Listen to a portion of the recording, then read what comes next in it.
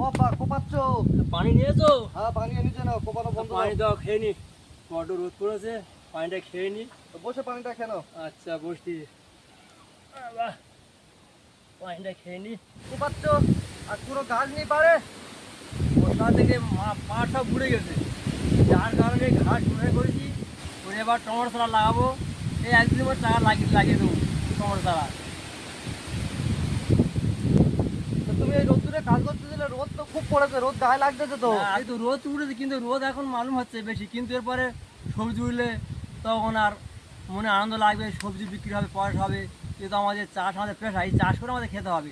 এই সবজি আমাদের জীবিকা, চাষবাস আমাদের জীবিকা অর্জন করতে হবে।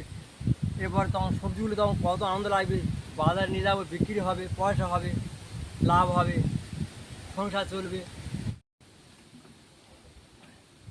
না খাওয়া হয়ে গেছে না?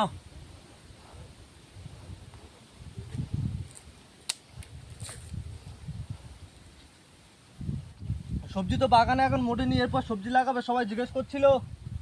হ্যাঁ, এবার এই পাড়ে দেবো টমেটো, ওপারে পাড়ে দেবো বিন, ওপারে পাড়ে দেবো হবে বটবটি কড়াই। এই টমেটো দাঁড়া চারা দেবো বলে আগে কমাচ্ছি, এটা কাল পরশুর মধ্যে টমেটো চারা বসিয়ে দেবো। তারপর ও সাইডে উচ্ছে মাথা দেওয়া হবে, আবার বটবটি দেওয়া হবে, সব রকম দেওয়া হবে। কোনটার দাম কী হয় কেউ বলতে পারে? হয়তো একটা দাম বেশি হলো, একটা দাম কম হলো। সেজন্য সব রকম সবজি লাগাবে। হ্যাঁ সব দেবো, একটা লোকসান হলে একটা লাভ হলো, হয়ে প্রফিট হয়ে যাবে। 40, 50, 60 টাকা সারে কেজি লাভ হচ্ছে, কম অবশ্য। যা কি আমার চাষি লোক, চাষ করে আমাদের খেতে হবে।